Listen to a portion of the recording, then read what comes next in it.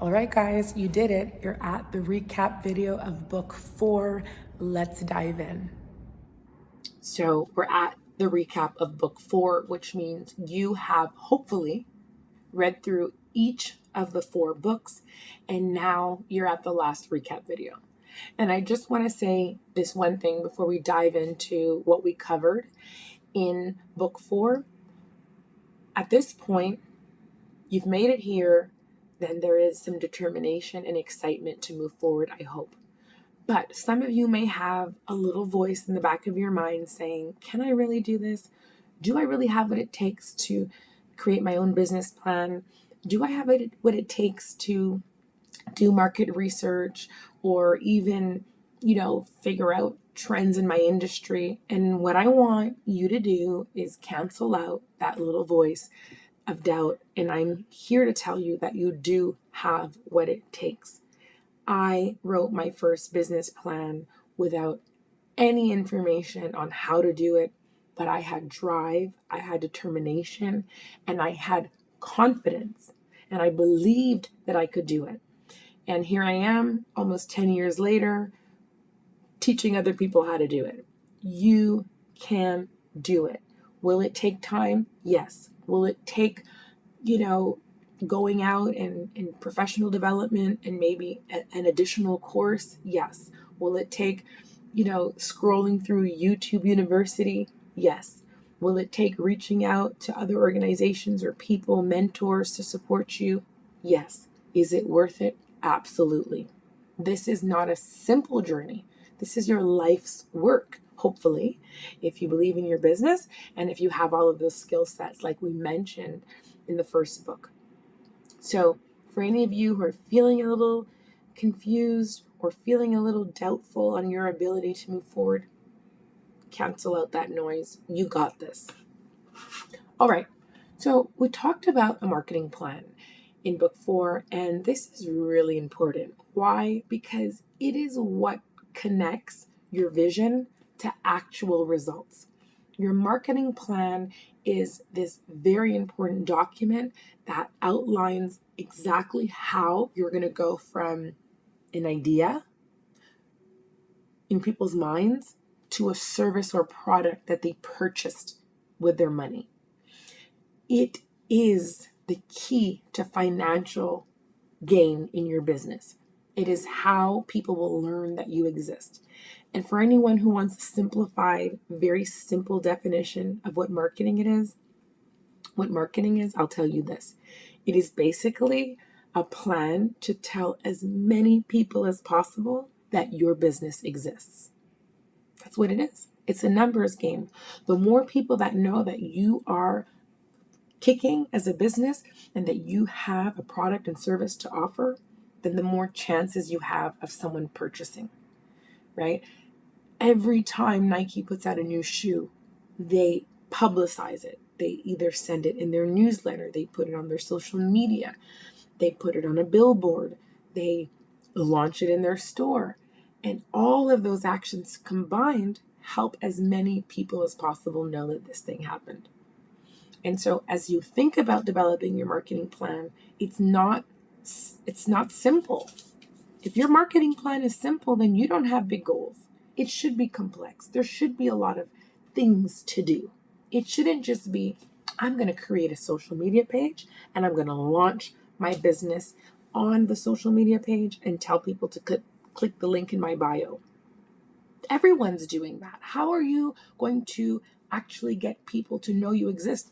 By putting a link in your bio, right? What you should be asking is, how am I going to get so many people to follow me on Instagram so that when I do launch a product, they get to see, right?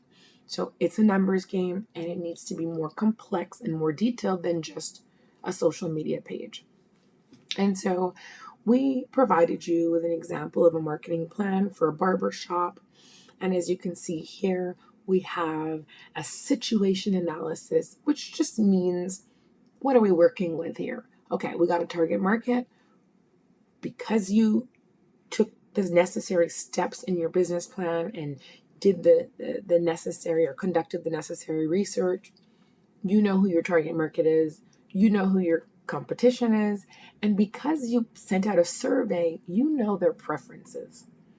Objectives. What are the goals, right? Because you created a business plan that has financial goals, you know what some of these goals will be for your marketing plan. It could be to raise awareness so that you can make your $50,000 in the first 2 quarters of your business. It could be just simply to get people to know that you exist, and that's brand awareness. It could be to attract new customers, right? Maybe the plan is to grow the number of people that know you exist and then who become clients. So your objectives or your goals need to be aligned with your business plan. Targeted strategies. This is where we get into, okay, that's the goals. Well, how are we going to do that? How are we going to, in this example, increase brand awareness, attract new customers, and boost sales, revenue sales? And so here we have some strategies. Establish a strong brand identity, right? And this ties into what we learned about in book 3, designing our business, our brand strategy, enhanced online presence. It's, personally, as a content creator and as someone who helps people build their brand on social media, I don't think it's enough to just have a page and post pictures. I think there needs to be a thought through process of connecting with your target audience online. I think there needs to be very good quality content. I think there needs to be discussions being had and information being provided. And so that takes time. So enhanced online presence, it's more than just launching a page or putting together a website. Community engagement. This is a strategy for this barber. So what does that mean? The barber might want to look for different events in the community. Look, if the barber is in LaSalle, which is a district in Montreal, the barber shop is in LaSalle. The barber shouldn't be looking to hold events in Chicoutimi or Quebec City because people don't travel that far for a haircut. He should be looking for community events or community organizations in LaSalle and be looking to see how he can collaborate with these organizations or attend events or have a booth in the event to build the brand awareness, to get people to know that he's there, to get people to get their hair cut and enjoy it and say, oof, I want to come back to you. Where are you located? And then, of course, to drive revenue. A referral program, that could be a great marketing strategy. And when we think about marketing, again, we want many people to know that we exist. So if you have a referral program, right, when you tell your customers, I will give you something for free every time you bring someone to me, that is going to help you push your brand, push your company into the minds and view of people that don't know you exist. Hence, growing your brand reach, loyalty program, and special promotions. So again, this is just an example. Should you copy and paste this and put it into your business plan? Maybe, if it makes sense for you, but it's very important. You don't want to just have a business plan to have a business plan and put anything into the business plan. You want to make sure it aligns with what you've got going on. Finally, very, very important with any plan, just like we mentioned with the brand strategy, you want to be able to measure and evaluate your success and always revisit where you need to make changes.